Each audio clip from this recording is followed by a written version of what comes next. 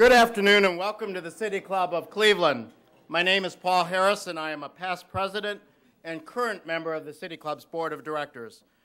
I am pleased to welcome back today's speaker, Charlie Cook, editor and publisher of the Cook Political Report.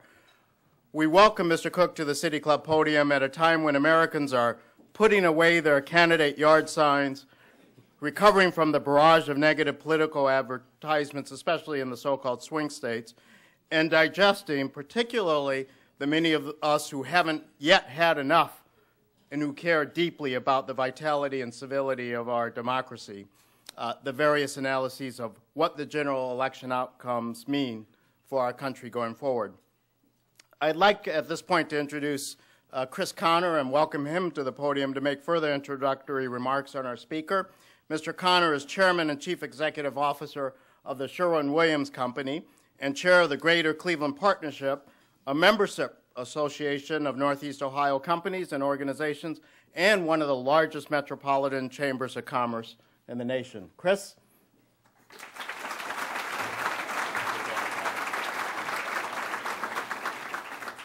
Thank you, Paul, and good afternoon, everybody. Charlie Cook has been called the Picasso of election analysis by the Wall Street Journal. As a paint executive, anybody affiliated with painting is something that we really respond to. I'm on the stage with Picasso, ladies and gentlemen. For more than 2 decades, he has been Washington's most trusted and most accurate voice on all things political, whether it's the outcome of a congressional, gubernatorial, or presidential election. As editor of the Cook Political Report and analyst for the National Journal Group and NBC News, Charlie's writing is a direct line to the heart of politics in our country. He writes weekly for National Journal Magazine and National Journal Daily, and is a regular columnist for Washington Quarterly. He has been featured on numerous television shows, including CNBC, MSNBC, NPR, CNN, and CBS News, and for every election since 1994, Charlie has been an election night analyst for NBC News. Here in Cleveland, we feel a special connection to Charlie. As Paul mentioned, we've had him here on this stage several times in the past, very much at the same time of year following an election, and we've had the honor of hosting him at a number of GCP events as well. We're pleased to continue that tradition today. Bringing Charlie to Cleveland has brought us other rewards as well. As a frequent visitor, he's become a cheerleader for our city. Charlie, I think we appreciate you as much as you appreciate our fine city. Ladies and gentlemen, please join me in a warm City Club welcome for our friend, Charlie Cook. Charlie?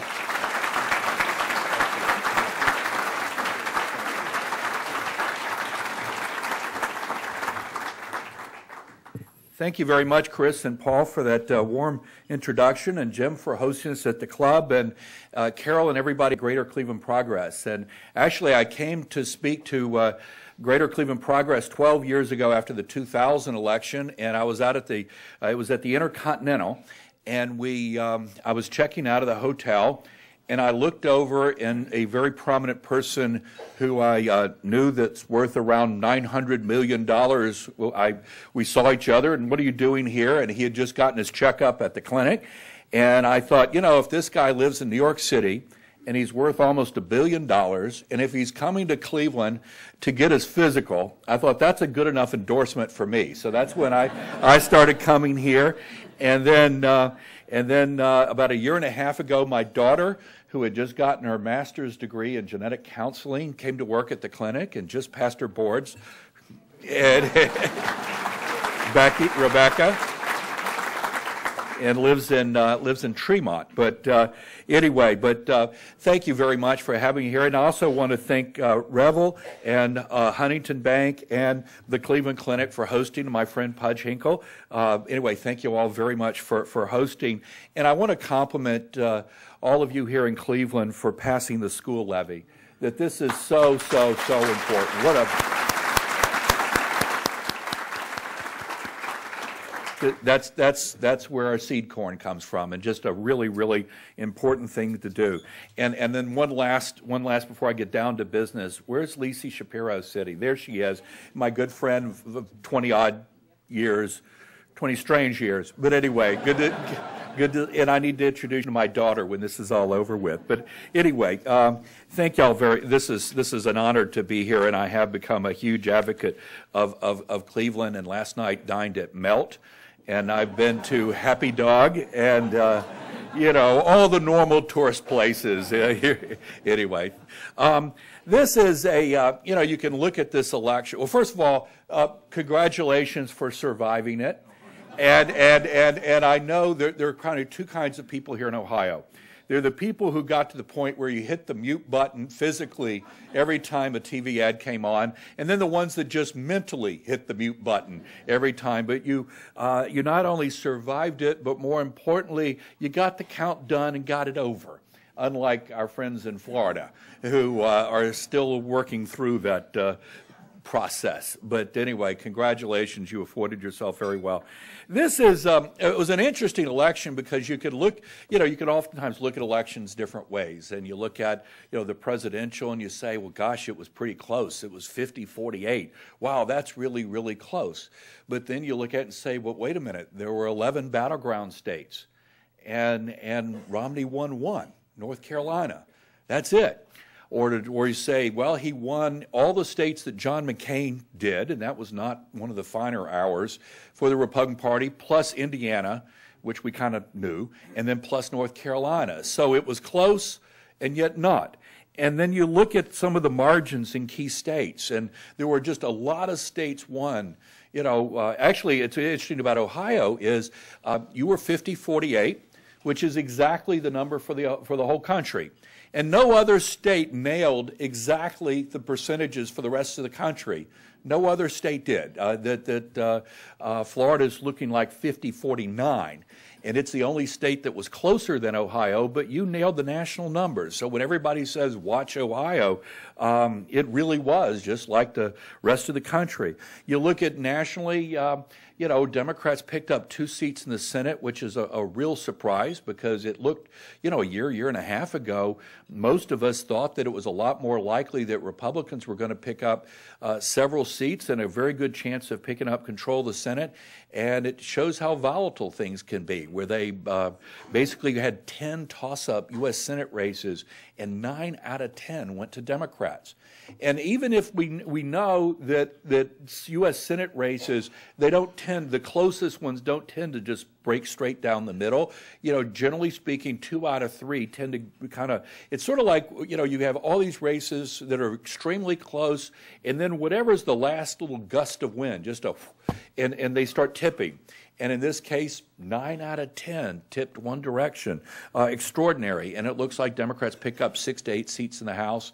We thought it was sort of in the high end of the range of what was expected.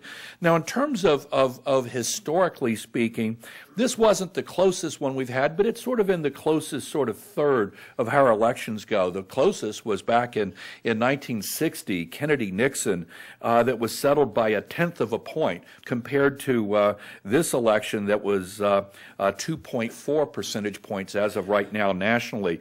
But the Kennedy-Nixon was 1/10 of a point. Gore actually won the popular vote, you remember, by 0.5 percentage point. Then came Nixon-Humphrey, 7/10 of a point. Carter-Ford, 2.1 percentage points. Then there's a tie. This one and Bush-Kerry in 2004 were both 2.4, although obviously Kerry was on the high end of the popular vote. And then this was closer, though, than the Truman-Dewey back in 1948. Turnout, they're still counting, so it's some people are saying, well, it's down from 2008. Well, on a percentage basis, it probably will be down a little bit, but keep in mind that people are comparing this number to the final count when there were there's votes straggling, absentees and things around the country, so it'll probably end up being a little higher, but about 120 million have been counted so far, and last time you had 132 million, but it'll be somewhere probably between those two when it's all over with. And as I said, the percentage of the citizens of voting age will probably be down just a touch. Now let's kind of look back and say, what happened this year? And I'm just going to sort of go in rough chronological order in terms of things that I thought were really, really important that sort of helped shape one way or the other how the election ended up going. normally presidents don't get reelected with economies that have looked like the economy we've had the last 4 years. And you know, if you just sort of said hypothetically, we're going to have 43 straight months of unemployment at 8% or higher nationally, and then 2 months under 8, you'd say, wow, that's really hard for a president to get reelected. And you look at the other measurements, we look at, you know, GDP growth, measuring economic growth and real personal disposable income and household net worth and the poverty rate and things like that. Wow, this is really, really tough for a president to get reelected. And while certainly voters knew that the problems preceded President Obama's election and taking office, absolutely, but there was still, you know, a hope and expectation that things would get better and a disappointment that things had not gotten a lot better. So that was, you know, just sort of, if you started last year and looked, you say, wow, this is really, really a tough one for an incumbent to win. And then you had the Republican primary fight. And it's as if there was a rule in the Republican Party. All of the candidates for the Republican nomination have to jump off an ideological cliff at the beginning of the election year, because that's kind of what happened. Because the Republican Party, certain portions, segments of their party, had sort of pulled it so out of whack that you had candidates taking some pretty exotic positions, and that made it difficult for their eventual nominee to get back over to where you need to be to win a general election. And to me, the moment that sort of really most exemplified that was the Fox News debate in September of last year. And that was the one, you remember, where the 8 Republican candidates were on the stage, and Brett Baer from Fox News asked him, if you were presented with a budget deal that had for every dollar in tax increases, there were $10 in spending cuts, would you take that deal? Now, by any rational standards, that's a heck of a deal. I mean, that's a fabulous deal. I mean, we may end up with something that's like a 2.5 to 1, and this was a 10 to 1 deal. And the thing is, not one hand stood up. Now, the thing is, I can't speak for all the candidates, but I know Romney and Huntsman knew better. But the thing about it is they knew, and I'm not attacking them, not criticizing them, they knew that raising their hand and saying they were okay with that deal would be like cutting their own throats in terms of winning the Republican nomination. Now, when to win a nomination means jumping off a cliff, something is very, very, very wrong. And I think there was kind of almost a foreshadowing of a lot of what was going to happen next. So I think that was a critical aspect, and certainly one critical moment.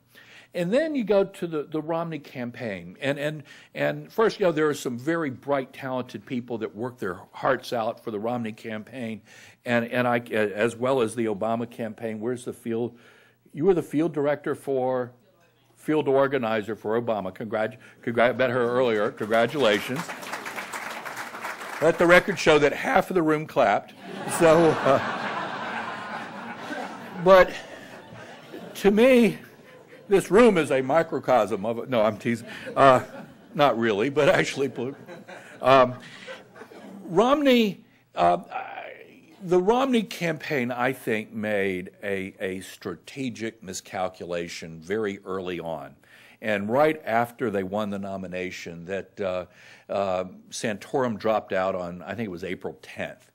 And the thing is, I watched some focus groups, and heck, you could probably do a crosstab in a poll of Ohio voters of people who participated in focus groups in the last 2 years here in Ohio. But when I've watched a bunch, and some of them were Walmart moms, and some of them were Peter Hart did a series of focus groups for the Annenberg School at the University of Pennsylvania, but one of them was in Columbus recently. But you know, but from a variety of focus groups, I've been able to either sit behind the glass or watch live stream.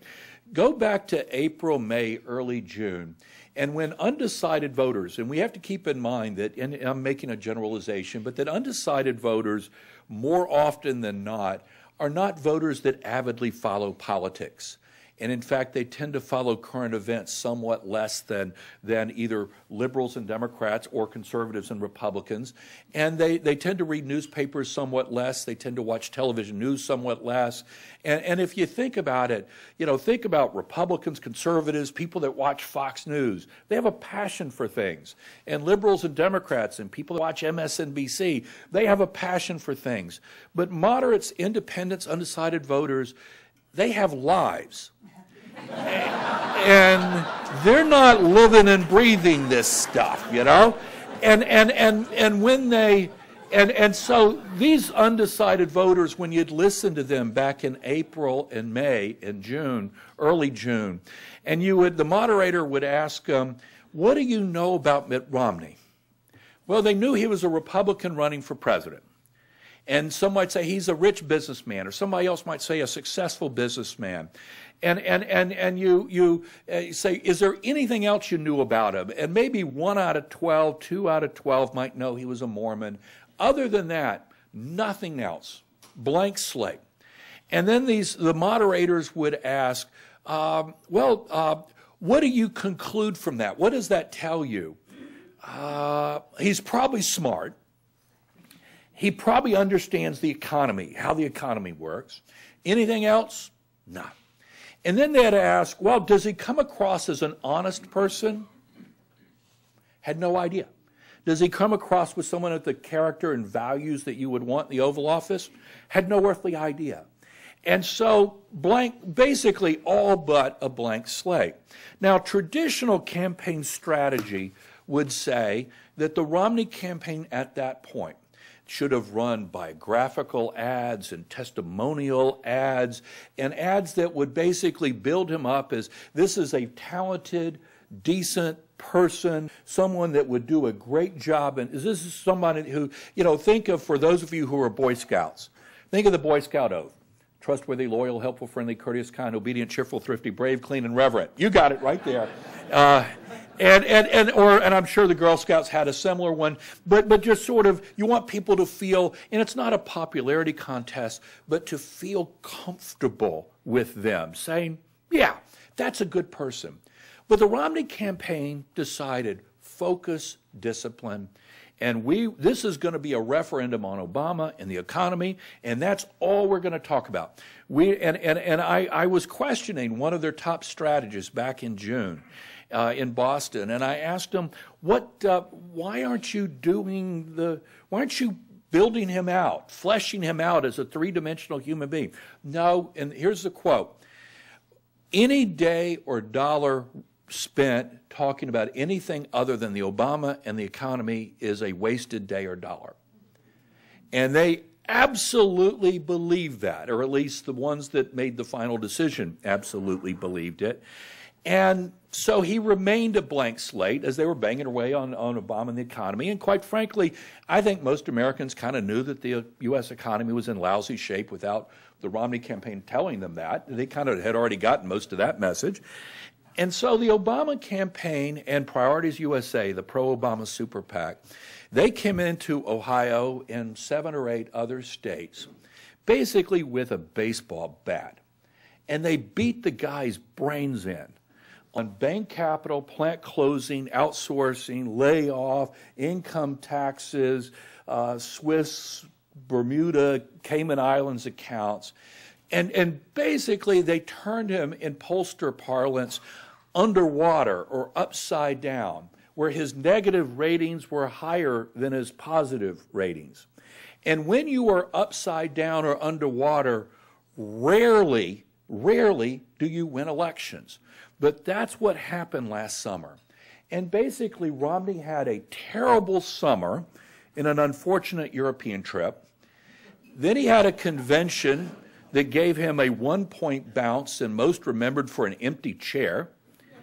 And then he had a September where nothing went right, and the 47% video did a lot of damage, particularly with some downscale white voters, female white voters who were not excited about Obama but not really sure about Romney. That pushed a bunch of them away. So going into the first debate, basically Romney was dead. He was only 3 to 5 down because the country is pretty evenly divided. He was only 3 to 5 points down, but it was a really hard 3 to 5 points.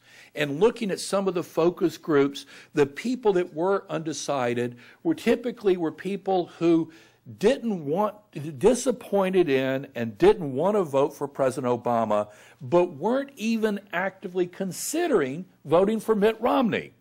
They were just sort of neutral, but they weren't searching, they weren't listening, they were just sort of sitting there in the middle. So we go into the first debate, and President Obama, I think Jay Leno said it best, that the only people who thought President Obama won the first debate were the NFL replacement refs. and you know, and it was like, how many times have you seen a sporting event where one team is arrogant and overconfident, and I'm not talking about the campaign, I'm talking about just the candidate, arrogant, overconfident, cocky. Why am I even, I shouldn't be standing here with this chump for 90 minutes. Why am I here? Remember a debate session, a prep session got canceled. He was out in Las Vegas and decided to go see Hoover Dam. And here's the catch. Hoover Dam was built long before President Obama was born. And even if he lives to 110, it's going to be around a long time after he's gone. And he's going to have a long time after the end of this 8 years to go see the Hoover Dam. But that's just sort of told you how serious he was about this. And he got his clock clean. Romney came in. And the thing about it is, Romney had turned himself into a pretzel to win the Republican nomination. He had to move out to about the 2-yard line. And only Ron Paul was on the 1. And this was the first time that Romney made this appearance between the two 40-yard lines, and people went, wow, who's this? Never seen him before. And he wasn't foaming at the mouth, and he sounded intelligent and was taking, didn't come across in a threatening way. And this was the guy that I remember meeting back in 1994 when he was running for the U.S. Senate, and where he was sort of, I would have pegged him on the 35, 40-yard line, sort of slightly right of center, but not, fairly, he was kind of relatively non-ideological. And this was like a former management consultant who wanted to kind of get his hands on government. And, I could think I could do a better job. It was that guy, and I hadn't seen that guy in a really, really, really long time. So Romney pulls up ahead after the first debate, and then President Obama sort of, most of the scoring wins the second and the third debates. But the thing about it is, the way I looked at the second, third debates is Romney sort of took those two pass-fail, and he passed them. And he won the first debate. His numbers kind of dipped a point or two after that, so it pulled back to almost, and then he kind of pulled back up, and then he kind of crested right after the third debate, where he had a second little bounce, and then kind of gradually the momentum started kind of petering out. And went several days, and there was a point where I couldn't tell, I thought Obama was going to win before, and there was a point, well, wait a minute, this is, and then he started kind of coming down, and then Hurricane Sandy hit. Now, but the thing is, the momentum was he had already peaked out, was already starting to come down, still had some forward momentum, and then Sandy killed momentum. And on obviously both the attention being shifted, as well as the president and Governor Christie, walking along the beach and walking along past these houses and bipartisan and all that. And to be honest, to me, the impact of Hurricane Sandy was it probably made, I think President Obama was still ahead in the swing states and was still where the scar tissue from the bashing over the summer was still there. And so when Romney moved up after the first debate and after the third debate, moved up a little bit, he moved up less in the swing states than he did in the other 40-something. And it's like after the first debate, Romney's numbers moved up everywhere, but they moved up less in the places where the scar tissue was. And I think the impact of Sandy probably was it cost Romney the popular vote, but he was already behind, behind enough in the swing states that I don't think it really had an impact there. I think there was one other thing, and that is kind of go back to late summer. Remember the stock market started coming up, and we started getting some better housing news, and consumer confidence started coming up. And going into Election Day, the conference board's numbers were consumer confidence was at an 8-month high, and in the University of Michigan Index of Consumer Sentiment, it was at a 5-year high. So, and we saw the numbers in polls, right direction, wrong track. Where do you think the country's heading in the right direction, off in the wrong track? They had kind of improved, and so the economy that had started off the year as maybe a 250 or 300 pound millstone around the president's neck, it dropped down to about 100, in the last couple of months before the election. So I think it made a bit of a difference. So, but then there's one other thing, and that is that the Republican Party, and I think now they've got some real brand damage, and from whether it's the Tea Party or Todd Akin or Richard Murdoch. But these guys, whether it's Todd Akin in Missouri or Richard Murdoch in Indiana, it's not that they put a grenade in their mouths and pull the pen. It wasn't just that, but the collateral damage rubbed off on other Republicans. And one of the things I noticed on Election Day was that moderate Democrats running in Republican states, a lot of them managed to win. Like Heidi Heitkamp in North Dakota. Gosh, Romney won North Dakota big, or Joe Donnelly in Indiana. Now, granted, he was running against Richard Murdoch, but they were able to win. But their counterparts on the other side, moderate Republicans running in Democratic states, they all lost. And whether you're talking about Scott Brown in Massachusetts or Linda Lingle, a terrific former governor of Hawaii, very moderate Republican running in Hawaii and got nowhere, or Heather Wilson, a former Republican Congresswoman, Air Force Academy graduate, terrific Republican candidate, and yet she couldn't get anywhere either. And so Republicans have the brand damage from these folks. And then finally, and that's why they lost 9 out of 10 of the toss-up Senate races in large part. And then we've got a changing country. And when you look, and there was a considerable debate in the last few weeks of the campaign between the underlying assumptions that the two sides pollsters had. And Republican pollsters very honestly believe that 2008, when African American turnout was up and Latino turnout was up and young people turnout among young people was up, they thought that was a one-time deal. And the Democratic pollsters were saying, no, there is a change happening in America. And somebody's assumptions were going to be right and somebody's were going to be wrong. And for Republicans, they ended up on the short end of that. But we're looking at not just Latino voters, but for example, Asian voters. Asian voters are the fastest growing group in America. And Romney lost the Asian vote 73-26. And then losing Hispanics 71-27. And what's happening is, you actually think of it this way. Obama won 18 to 29-year-olds 60 to 37, and he won 30 to 44-year-olds 52-45. But Romney won among 45 to 64 and 64 or higher, 51, 56%. In other words, Obama won among the future, and Romney won among the past. And the thing is, the Republican Party needs to take a look at their future and what they're doing. And some of their more exotic members, these people are costing them elections.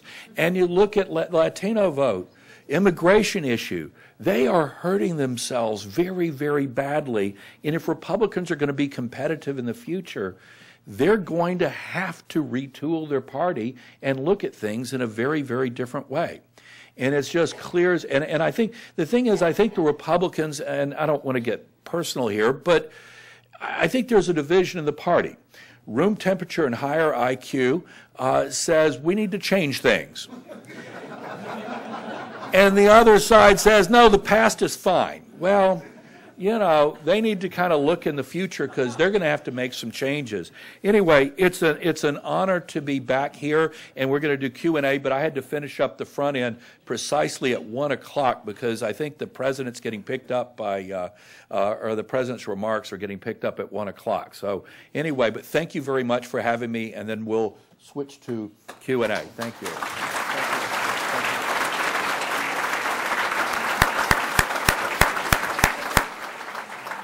Today we are listening to a Friday forum featuring Charlie Cook, editor and publisher of the Cook Political Report.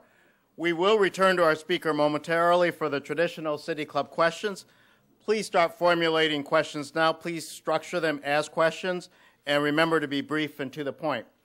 We welcome all of you here and those listening to 90.3 WCPN, IdeaStream, WCLV, WTAM, or one of the many radio stations across the country. Our television broadcast partner is WVIZ PBS IdeaStream. Television broadcasts of the City Club are made possible by Cleveland State University and PNC. Our live webcast is supported by the University of Akron. Closed captioning of our programs is made possible by the Nordson Corporation. Please visit our website, cityclub.org, for information about our upcoming programs or to listen to podcasts of any of our past programs. Today's program is generously sponsored by the Cleveland Clinic, Huntington Bank, and Revel Wireless. Joining us today at the head table are Pudge Hinkle of the Cleveland Clinic, Dan Walsh from Huntington Bank, and Steve Macovina representing Revel Wireless. Could you please stand and be recognized?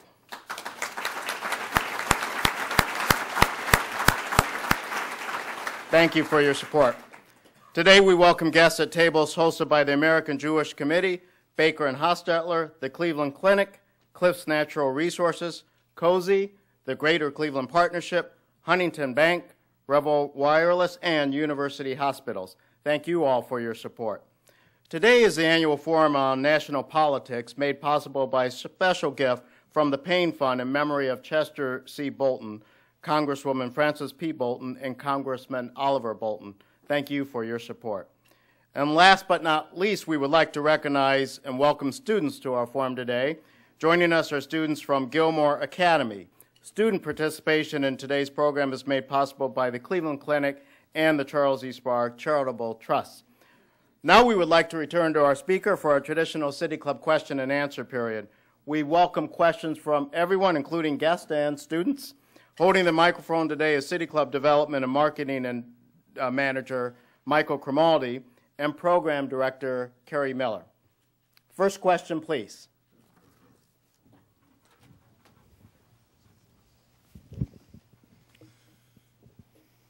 One of the issues which you did not discuss were the... Okay, there you are. I had to... Yes, sir. There Go we ahead. go. How are you? Good.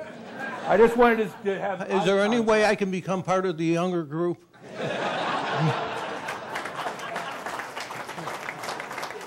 I'm proud to be part of the past. One of the issues in this campaign was the voter suppression efforts. What effect did this have on the ultimate vote count and the outcome of the election? And last but not least, my name is Sheldon Braverman, and I approve of this question.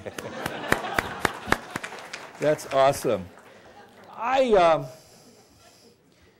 This is a tough one because there's sort of two things going on in American politics. And Republicans are absolutely convinced that there is enormous voter fraud problem in this country. Now, I'm from Louisiana. Let me balance this out. And Democrats are convinced there is a gigantic voter suppression problem out there. And when I talk to Democratic and Republican operatives, people that do this for a living day in, day out, they think, on both sides, think all of this is vastly overblown. Now, I think on the Republican voter fraud side, I think if you gave Republican leaders shots of sodium pentothal, of truth serum, and wired them up to a polygraph machine, they would absolutely say this is a huge problem and pass that test. Now, I think it's overblown, and, over 8 years of the Bush administration, the Justice Department found about one case per state per year for that 8 years, which is sort of negligible.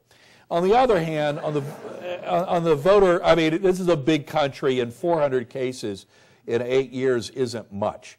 And it certainly was nothing that was terribly widespread. And on the other hand, the voter suppression thing, and I think it's kind of overblown too. Now, do I think that, I think it's about probably 70% a result of genuine concern, genuine, if misplaced concern over voter fraud, and then I think about 30% of it is opportunism. And you know, the opportunism side, I'd say, look, restricting early voting, I don't think there's a legitimate reason to restrict early voting. Now, early voting has not resulted in a significant increase in voter turnout. And in states, as they become more liberal in their early voting, their turnout doesn't seem to be affected that much, some of the political science surveys show. But at the same time, it makes it easier for people, so, you know, why not? But I think that, so I think both things, there's a conspiratorial strain in both parties. And among Democrats, it's about suppression. Among Republicans, it's about voter fraud.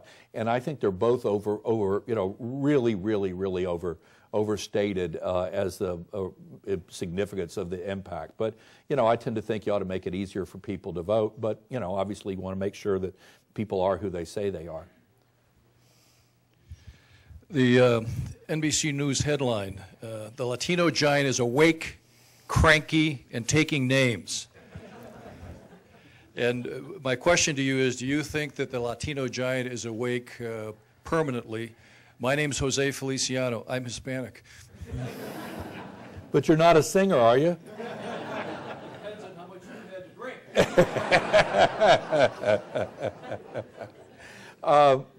Thank you for that question. First of all, I back up. I use the term Latino vote, but there isn't a Latino vote. I mean, obviously, you know, Cuban Americans are here, and Mexican Americans over here, and Puerto Ricans and Dominicans, et cetera, et cetera, et cetera. And they have different voting patterns. And Cuban Americans have historically voted very Republican, although I've heard, but I've not seen confirmed, that Obama actually carried the Cuban vote in Florida this year. But I've not seen it documented, but I read it in something this morning. But anyway, there's Cuba, then there's Mexican American, Puerto Rican, and you know, you need to treat them differently. And there was some talk, a lot of people on the Republican side were saying, well, I mean, first of all, there was just a lot of damage done over the last 5, 6, 7 years on the immigration issue to the image of the Republican Party. And a lot of the radio talk show hosts fueled it, and some hotheads in the party. But it even forced Romney took a much more strident tone on the immigration issue than he probably should have, and I frankly think than he actually believes. And then over the summer, after it nailed down the nomination, when Senator Marco Rubio offered a compromise to the Dream Light, a Republican compromise, and offered it to Romney, and Romney spurned it, which I think was a huge mistake. And if you're going to say, what are the two substantive mistakes that Romney made? One was auto bailout, the other was the immigration issue. So it hurt him enormously. But there were some people in the Republican Party that said, well, he should have picked Senator Marco Rubio. And the thing about it is, when you've got a substantive problem, where you've got issue positions among many in the party that are offensive to Latino voters, you don't fix that with cosmetics. And the thing is, the idea of picking a Cuban American to go after the Mexican American vote, which is obviously the biggest group of Latino voters, that's like saying, you know what, we want to go after the Irish. I'll pick an Englishman. I mean, no, they don't run around that much together, you know. You know, they're a little different here. And the thing is, they need to address it on a substantive way. And I applaud Republicans for having a large number of Latino speakers at their convention in Tampa, and that's well and good. But they need to treat it as a serious problem and not as a cosmetic problem. And I think the smart Republican leaders, they have now figured it out. And I think you will see behavioral changes because once, probably not 2016, but 2020, Texas is going to be a purple swing state because of the rise of minority voters there. And when you take Texas out of the red column and put it into the purple swing column, you have changed the math. 2016, Arizona unquestionably will be a swing state, and it's been a red state. Colorado, New Mexico have already transitioned over. And then you look around the rest of the country where in a lot of states, Virginia, North Carolina, I mean, there are huge numbers of Latino voters in a lot of these states, and they've got to recognize that. But the thing is, it even spilled over onto Asian voters, where Asian voters have never voted as lopsidedly Democrat as they did this time, where I think a lot of new American citizens or first, second generation citizens, they saw this as sort of hostile to immigrants. So I think if the message wasn't, for a lot of the smarter Republicans, they got the message before this election. But for the other ones, I think most of them got the message Tuesday. I don't think you ought to worry about that. And I think, and I should say, I think the business community needs to take a lead role in kind of helping to forge compromises that works for both sides on the immigration issue. Mr. Cook, during this past election cycle, a tremendous amount of money was spent by both campaigns. A lot of it in Ohio, and it does help our economy, for which we're very grateful. However, this kind of money, which was made possible by the United States Supreme Court decision by one of those split votes of 5-4, the conservatives versus the liberals, has caused a lot of people to wonder about the future of democracy, whether our democracy is really for sale. What suggestions do you have as to how we can restore confidence in this whole process by somehow limiting the effect of all this money? Well, I personally thought that the court deciding earlier in the decision that led to the Citizens United and some of these other decisions that basically money is a form of speech, or political spending is a form of speech in a protected class. You know, to me, that's sort of what led to where we are and why we are where we are. But and I'm not a lawyer, and you know, and it generally takes a generation or two before a Supreme Court will reverse course. And, you know, we're not going to be amending the Constitution on this. I mean, heck, we still haven't passed the ERA yet. So I don't, you know, I'm not holding my breath for that to happen. But in terms of more in my lane rather than the legal lane, I'd argue that, well, it didn't work. You know, when 10 out of 11 swing states go the opposite direction from where most of the spending was, when 9 out of 10 toss-up Senate races go the opposite direction from where most of the spending was, when on the House side, you know, what American Crossroads and some of the large Republican super PACs who spent so much more money than on the left side, what they were after, they had worse losses than they expected. So it clearly didn't work. Or either A, didn't work, or B, Romney would have lost, Republicans would have lost so much worse. And I don't believe that's the case. I would just say I don't think it mattered that much. And that you know, how often do we see very, very wealthy candidates flame out? We see that pretty often. I mean, so I think it's unfortunate. I'd probably feel differently if I owned a TV or a radio station, but I think it's unfortunate. But it didn't make that much difference. And I do think that. I don't know if Sheldon Adelson has kids or not, but if I were one of his kids, I'd be,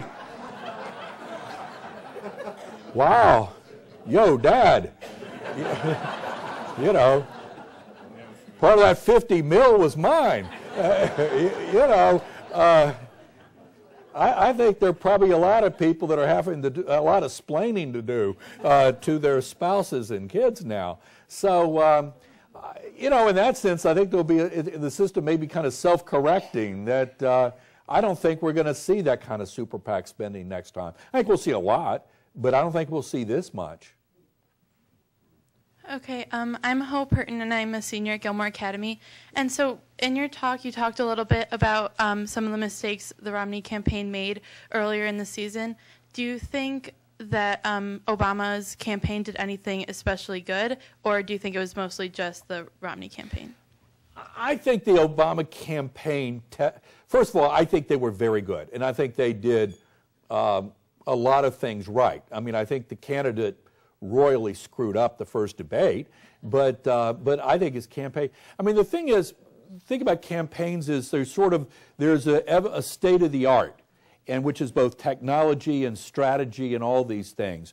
And in 2004, when Karl Rove ran President Bush's reelection, George W. Bush's reelection campaign, Republicans had, I mean, that was the best field organization in the history of the Republican Party. And then, and it kind of grew flaccid in 2008, and there was a special circumstance where, you know, the campaign, they were up, they were down, they were broke, and anyway, everything that Republicans had put together fell apart in 2008. And then Romney didn't win the nomination until April 10th, and so whatever they had going in the general election was kind of cobbled together in the last 5 or 6 months before the election. Conversely, on the Democratic side, I think you've got to give Howard Dean credit for having moved the use of the web in American politics to a new place. The Kerry campaign took it to a higher level. And so on that narrow area, the Democrats are actually better than the Republicans. But in 2008, the Obama campaign, I mean, that was an amazing, amazing operation. And then within weeks after the 2008 race, they basically came together, a group of the key people, and did an after-action report. What worked? What didn't work? What should we have done? And then went about the next 4 years fine-tuning it and building an organization that would be even better, an operation that would be even better in 2012 than it was in 2008. And some of those offices never closed. And so they just sort of built on a high level, and the Romney campaign had to kind of cobble something together, you know, after April. And so it was a combination of one side being at an organizational disadvantage to the other side, and then I think the Obama campaign strategy of we're going to take this huge amount of money, basically all they had right then left, and throw it into early advertising to define Romney, that was a gamble. And if it hadn't worked, David Plouffe and Axelrod and some of these people would be looking really stupid if they had blown all their money in the summer and went underfunded in the general election in the fall. But it paid off for them, and they ended up winning. So I think it was a combination of one side started off with disadvantages and made I think, terrible strategic decision, and the other party started off with a huge organizational advantage and then took a gamble, a smart gamble that paid off and made the difference in the election. So, both. Prior to 1968, we selected our presidential candidates in the back room, the well-known smoke-filled room. Of course, we don't smoke anymore. Since then, we've gone to the primary system. People in the middle of the road who are not registered Democrats, not registered Republicans, by and large, do not vote in that system. We've abandoned the selection system to the committed people on both sides. Do you see changes forthcoming in the system by which we nominate our candidates that would return greater control to our leaders? I have to say, I hate the way you phrase that because you put me between two very strongly held points of view. And because I desperately believe that, particularly for House races, Senate races, that sort of thing, that one of the two reforms this country badly needs to do, one is redistricting reform, but the other is reform of the primary process so that, and every state's different, but independents can vote either in the Democratic primary or Republican primary that would broaden the base of the, it would broaden the decision making, and I think allow for more moderate more moderate nominees and people that would be more willing to work across party lines. Or you could do what California just did and junk party primaries and have these jungle primaries where basically everybody runs all at once, regardless of party. If you get 50%, you're the winner, and if not, there's a runoff between the two top candidates, they could be two Democrats, two Republicans, one of each, Green Party, whatever. And so I love that idea on the congressional level and hadn't really thought about that or anything like that on the presidential level. But on the your other point, though, is that in making the process more democratic, small d democratic, and allowing primaries and voters, people in the parties to decide who their presidential nominees are, we've removed the peer review process. In other words, you know, you have two senators running. Who would be a better judge of who's capable than people who work with them every day? And senators or governors or I mean, you know, the thing is, and who can work together? And that sort of leads me to, I think that we're nominating a lot of Jimmy Carters, outsiders who are not from inside Washington or inside the system. They don't want to be, and they are not effective at working inside the system. And the fact is, that's where things are going to get played out. And one of the criticisms, one of my greatest hope for President Obama is that he will reassess, he'll look back at the last 4 years and say, what did I do wrong? How can I improve how I do my job? And one of the things that I think would be huge for him to do is decide to engage Congress. Now, a lot of times people are talking about, well, there's the Tea Party, and there's Mitch McConnell is an obstructionist, and Eric Cantor. All these people are obstructionists. The problem is President Obama does not have a relationship even with members of Congress in his own party. And there was an incredible article in Politico, one of the Washington political newspapers, Capitol Hill newspapers, back in May. And it pointed out that President Obama, as of then, mid-May, had not had a single conversation, in person or on the phone, with Kent Conrad, the Democratic senator who's chairman of the Senate Budget Committee all year, or Tom Harkin, the Democratic senator, chairman of the Senate Health, Education, Labor, Pension Committee.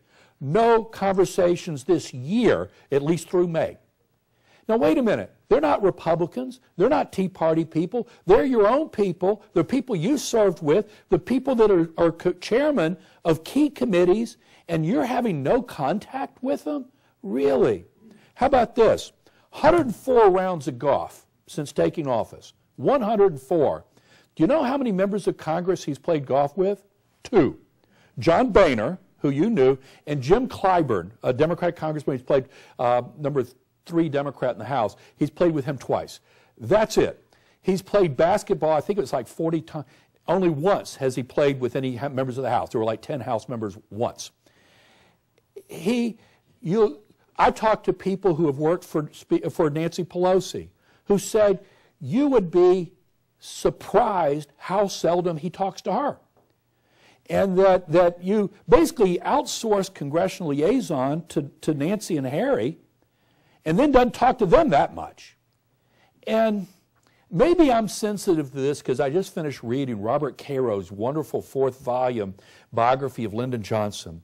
But and how Lyndon Johnson, in the aftermath of the Kennedy assassination, how he took the Kennedy tax cut bill that was dead in the water and revived it and got it through by March, April of '64, within five and a half months of taking office. And the civil rights bill that wasn't moving forward under Kennedy.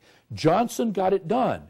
And the thing is, it was bribery, it was cajoling, it was threatening, it was seduction, it was all these things. Now, Lyndon Johnson was, had been in the House and the Senate for a long time, had been the Senate Democratic leader, majority leader. Okay, so that's a special case. Well, Ronald Reagan came to town. He didn't know any of these people. He had never worked a day of his life in Washington, but he had the interpersonal skills and desire to build relationships so that he and Tip O'Neill could get stuff done.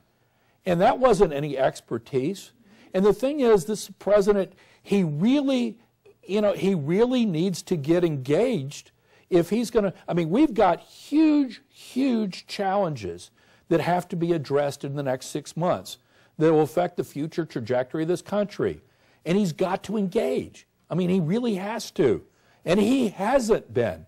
I've talked to Democratic members of Congress, and I'm not talking about freshmen, sophomores, people who have been in for a while, who have not had a single person from this White House walk in the door of their office yet. You can't do that. And so my hope is that he will sort of look back and say, I need to do this differently. I need to do this differently. So, but part of it is we are nominating outsiders and people who are proudly outside and don't want to be inside. Well, the business gets done inside, sadly. Okay, thank you very much. Thank you.